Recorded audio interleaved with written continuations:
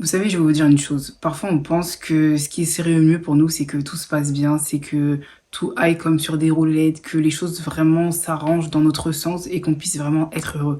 Je vais peut-être vous choquer, mais la meilleure des choses qui puisse vous arriver, la meilleure chose qui puisse se produire dans votre vie pour que vous puissiez être, entre guillemets, la femme que vous êtes censée devenir, pour que vous puissiez être cette femme forte, cette femme ambitieuse, cette femme inarrêtable, c'est qu'il vous arrive des catastrophes.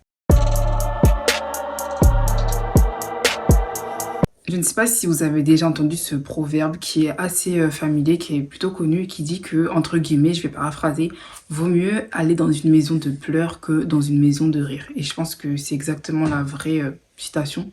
Ça vient de la Bible et en gros, pourquoi est-ce que l'auteur disait cela? Parce que vous avez remarqué que les personnes qui vont bien, les personnes à qui tout s'ouvrit, les personnes vraiment qui sont dans des configurations les plus enviables, sont des personnes qui ne se remettent jamais en question.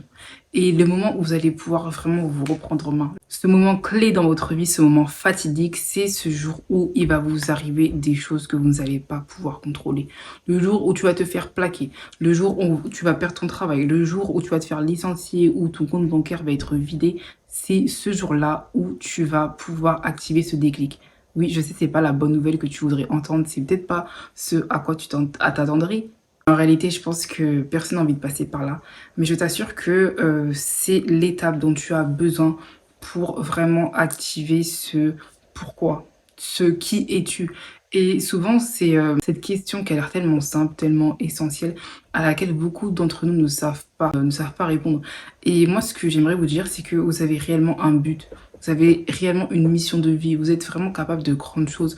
Vous allez arriver à de grandes choses, mais uniquement le jour où vous saurez pourquoi vous êtes là. Uniquement le jour où vous saurez faire face à cette question, vous assurez vous dire, ok, j'ai telle aptitude, je suis telle personne, j'ai tel parcours, mais pourquoi, à quoi tout cela me sert-il? Et quand vous allez pouvoir répondre à cette équation, quand vous allez avoir vraiment euh, ce positionnement où vous allez pouvoir définir quel est votre objectif, quelle est votre vision, quel est votre battement de cœur, c'est à partir de ce jour-là que votre vie va commencer. Avant, pour moi, il n'y a rien qui existe. Tant que vous n'allez pas trouver votre mission de vie, tant que vous n'allez pas trouver vraiment, en fait, qu'est-ce qui fait de vous, qu'est-ce qui vous caractérise, vous allez voir que vous allez tourner en rond et qu'en réalité, vous serez malheureuse. Premièrement, il y a un piège dans lequel vous ne devez pas tomber. Aujourd'hui, franchement, je vais vous parler cœur à cœur, je vais vous parler sincèrement, parce qu'en réalité, c'est pas parce que je suis derrière la caméra, c'est pas parce que voilà, je m'exprime ou quoi que ce soit, que moi aussi je n'ai pas des challenges et que voilà, je n'ai pas des failles, voilà, je n'ai pas rencontré des difficultés. Et j'aimerais vous dire que si vous êtes face au rejet, si vraiment vous êtes confronté à une situation où les gens ne veulent pas de vous, où vous avez l'impression que la vie ne veut pas de vous, ne faites pas l'erreur de vous dire que c'est la vérité. Ne faites pas l'erreur de vous dire que cette réalité à laquelle vous êtes confronté vous définit. Ce n'est pas parce que des gens vous rejettent, ce n'est pas parce que des personnes vous tournent le dos que cela veut dire que vous méritez forcément cet abandon. Dans certains cas, c'est vrai que des fois on peut provoquer certaines situations, provoquer des choses négatives parce que nous n'avons pas forcément fourni les efforts nécessaires. Et dans ce cas-là, ce que j'encourage à faire, c'est pouvoir se remettre en question, pouvoir se dire, ok, j'ai fait ci, je n'ai pas fait ça, qu'est-ce que je peux faire, qu'est-ce que je peux améliorer pour ne pas retourner dans ce même cas de figure.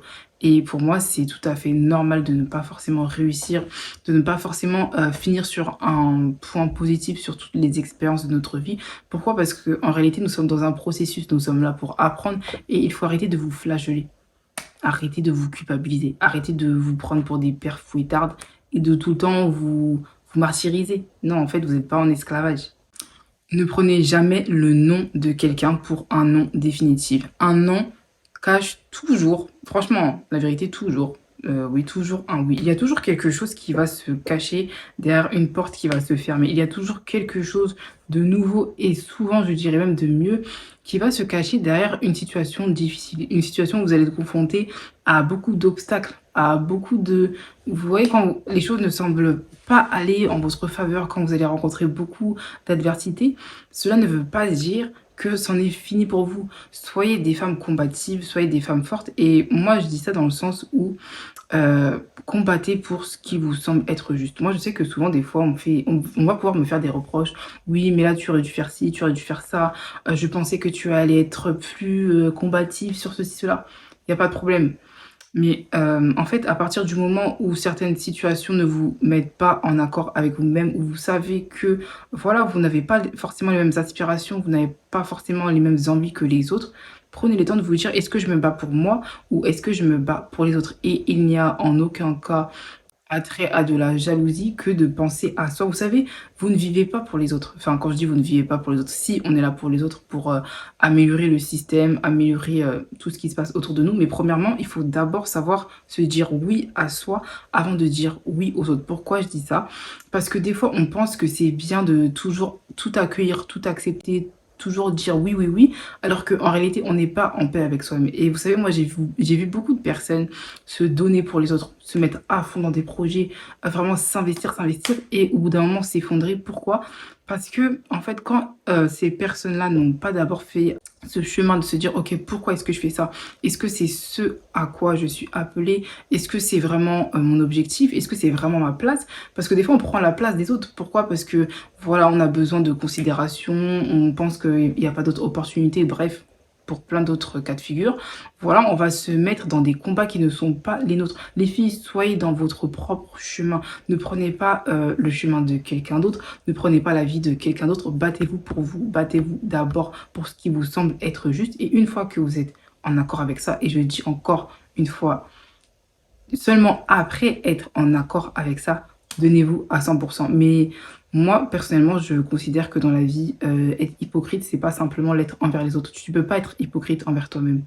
Cessez de vous mentir en portant des masques. Dans la mesure du possible, essayez d'être vous, essayez de vivre pour quelque chose que vous pensez être bon. Parce qu'en réalité, si vous n'êtes pas en paix avec vous-même, si vous sentez que, voilà, vous sentez au fond de vous qu'il y a quelque chose qui vous dit que vous n'êtes pas au bon endroit, que vous n'êtes pas avec la bonne personne, que en réalité ce n'était pas le bon moment, vous allez voir que même votre comportement va avoir, comment dire, ne va pas être en accord avec ce que vous allez pouvoir montrer. C'est-à-dire que vous allez peut-être, avoir une bonne apparence, bien vous exprimer, tout ça, mais tôt ou tard, vos actions vont vous rattraper. Moi, je sais que ça m'est souvent arrivé dans des cas de figure où je pensais être au bon endroit, mais en réalité, je ne l'étais pas et je donnais l'impression que, voilà, je n'étais pas à fond, que je n'étais pas, bref, impliquée comme les autres, alors que non, c'est juste que je me mentais à moi-même et à un moment donné, il faut arrêter de toujours vouloir rentrer dans les cases, de toujours se dire: «OK, mais ça fait bien si je fais ça. Oui, mais tout le monde va penser que je suis une bonne personne». Non, c'est pas ce que les autres vont penser de toi par rapport à ce que tu vas leur montrer qui vont faire de toi que tu es une bonne personne. C'est plutôt qu'est-ce que tu vas faire en accord avec toi-même qui va faire que, en fait, les autres vont pouvoir te valider. Pourquoi? Parce qu'en fait, tu seras vrai. Une personne qui est fausse, une personne qui se ment à elle-même ne peut pas être validée par les autres. Ou du moins, je pense que ça va être temporaire. Autre conseil que je voulais vous donner, c'est de ne pas prendre les choses personnellement. Récemment, j'ai entendu des choses sur moi, des choses qu'on m'a dites qui semblaient être vraiment dures. Je pense que quelque temps auparavant, on me les aurait dites, je me serais sans doute effondrée ou j'aurais fait une dépression. Mais là, en fait, je me suis dit: «OK, cette personne, elle pense ça de moi, elle pense ça de moi». Mais ce n'est pas ce que je suis. Peut-être que c'est ce que je pourrais refléter parce que cette personne, voilà, a certaines convictions, certaines valeurs, certaines, voilà, une certaine manière de penser qui va faire que elle va croire cela de moi, mais en réalité, cette personne ne me connaît pas. Et vous savez, des fois, nous sommes dans des cas de figure où nous ne pouvons pas nous exprimer en tant que tel. Quand je dis s'exprimer en tant que tel, c'est-à-dire que des fois, on a un cadre, ça peut être professionnel, ça peut être un contexte particulier qui va faire que, je ne sais pas, si vous avez des convictions personnelles, si vous avez des choses que vous voudrez dire, exprimer, vous ne pouvez pas le faire parce qu'en réalité, nous sommes dans une société et des fois, ça peut plus nous porter préjudice d'être entre guillemets «nous-mêmes» que, autre chose. Donc, pour revenir à ce que je voulais dire, ne prenez pas les choses tout le temps personnellement. Faites du tri. Moi, je pense que les personnes que vous considérez le plus, les personnes qui vous connaissent vraiment, mais quand je dis vraiment, c'est vraiment, vraiment et que vous, auxquelles vous donnez un accès dans votre vie, donc ce sont vos amis, ça peut être des personnes de votre famille, bref, des personnes qui sont proches de vous. Ces personnes-là, lorsqu'elles vous font des remarques, comme ce sont des personnes, voilà, auxquelles vous êtes confrontés au quotidien ou dans vraiment des aspects intimes de votre vie, ne négligez pas ce qu'elles vous disent. Mais si ce sont des insultes, des injures, des choses qui ne sont pas justes, les filles, ne prenez pas ces choses à cœur et gérez vos émotions. Ne vous énervez pas au quart de tour, ne commencez pas à critiquer, à insulter, bref, à sortir plein de noms, voilà, comme on connaît à ces personnes, cela ne va rien changer, cela ne va rien vous apporter. Et pour tout de suite transitionner, la vérité, quelque chose qu'on ne dit pas souvent, mais il faut gérer ses émotions. Gérer ses émotions, pourquoi? Parce que des fois, on peut être confronté à des choses tellement difficiles, tellement injustes, tellement incompréhensibles, parce que c'est vrai que des fois, on peut vivre des choses, vivre des situations, et toute cette partie, malheureusement, les gens autour de nous ne vont pas le voir. C'est-à-dire que vous allez beau pouvoir vous justifier, dire oui, mais vous savez, moi j'ai vu ça, ça, c'est pour ça que je suis comme ça, etc. Les gens, en réalité, n'en ont rien à faire, ça ne les intéresse pas et ça ne vous apportera à rien de raconter votre vie en réalité parce que ce ne sont pas des personnes qui sont capables de porter ce que vous portez. C'est-à-dire que si vous vivez des choses difficiles dans votre foyer, des choses difficiles au niveau de votre santé, des fois, ce n'est pas forcément avantageux de le dire. Il y a certaines informations qui doivent rester confidentielles. Pourquoi? Parce que ça peut aussi vous protéger. Si vous sentez que voilà, vous êtes en confiance, que vous pouvez partager, partagez-le. Mais sachez trier vos informations et surtout sachez trier vos émotions. Si la personne en face de vous ne comprend pas ce que vous vivez et vraiment vous sentez que vous êtes confronté à un mur, ne cherchez pas la confrontation, ne cherchez pas à faire monter le ton, à partir en bagarre ou je ne sais quoi. Non, vous savez, des fois, vaut mieux se taire, vaut mieux voilà, laisser couler les choses parce que le temps répare toujours les choses, le temps montre toujours les vrais visages des personnes. Ne cherchez pas à vous venger, cela ne sert à rien. Mais vraiment, gérez vos émotions, laissez les choses passer et ne donnez pas votre énergie dans des choses qui ne vont rien vous apporter. Cas de figure, si vous savez que c'est quelque chose qui vous met en confrontation avec un collègue, avec une personne extérieure, avec une personne que vous n'allez même pas revoir dans les 5 prochaines minutes, ça sert à rien en fait. Ça sert à rien, ça va plus vous donner une mauvaise image, vous faire sortir vous mettre dans tous vos états pour rien. Et au final, vous allez regretter. Donc non, gérez vos émotions. Vous savez, quelque chose qui va faire que vous allez toujours ressortir plus forte de vos épreuves, des choses qui vous chamboulent, des choses vraiment qui vous font tomber plus bas que terre, c'est votre raison d'être, votre pourquoi, votre vision, comme je le disais tout à l'heure. Moi, je sais qu'il y a beaucoup de moments où je passe par des temps difficiles, par des moments difficiles. Et le fait que je peux me mettre du temps à me remettre, c'est que parfois on peut perdre sa vision. Je m'explique.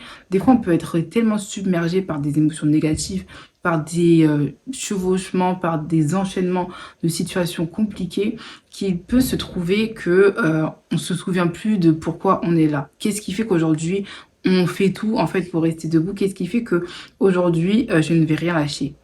La raison pour laquelle je sais que je dois tout mettre en œuvre pour ne pas abandonner et pour surtout ressortir toujours plus fort de ce que je vais vivre, c'est parce que je sais que je sais. Je connais mon pourquoi et je sais qui je suis. Et très récemment, je sais que j'ai dû me reposer la question parce que c'est vrai que à certains moments de votre vie, il se peut que vous ayez à faire des mises à jour parce que la vie est faite de saisons. Vous allez voir que à tel âge, vous allez savoir que c'est ce que vous voulez maintenant, que vous voyez à tel endroit dans 5 ans.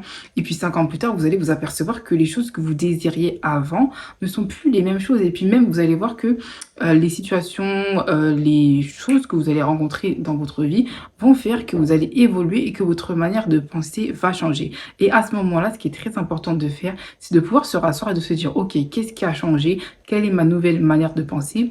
Où est-ce que je me dirige? Quelle deadline est-ce que je me donne? Et dans combien de temps est-ce que je pense que je pourrai atteindre tel niveau? Et vous allez voir que quand vous allez vous réajuster à chaque étape de votre vie, vous allez toujours pouvoir vous relever et faire cette espèce de mise à jour pour vous développer constamment et ne jamais stagner. On se rappelle, hein, à chaque fois je le dis, les filles, on ne stagne pas. Une personne qui régresse, une personne qui n'avance pas, c'est une personne qui stagne. Et stagner, pour moi, c'est mourir. C'est-à-dire que c'est comme si tu te laissais mourir. On ne peut pas se laisser mourir. Dernière chose que je voudrais vous dire et quelque chose que je voudrais vous confier qui me tient vraiment à cœur, c'est ne cessez jamais de rêver. Pour moi, le fait de pouvoir rêver, c'est quelque chose qui...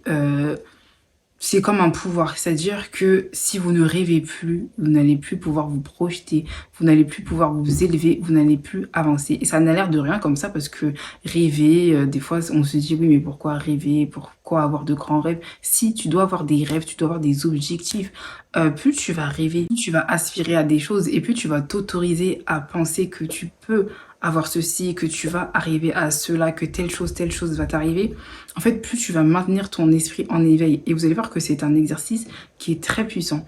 Et comme d'habitude, hein, vous savez comment je suis, je vous laisse toujours des devoirs, des missions à faire. Ce que je voudrais que vous fassiez aujourd'hui, c'est que vous puissiez prendre du temps, vous poser, je sais pas, dans un endroit cosy, un endroit où vous savez que vous allez être bien, et vous allez vous mettre à vous profiter. C'est-à-dire que même s'il faut fermez les yeux et réfléchissez à quelque chose que vous allez désirer au plus profond de vous.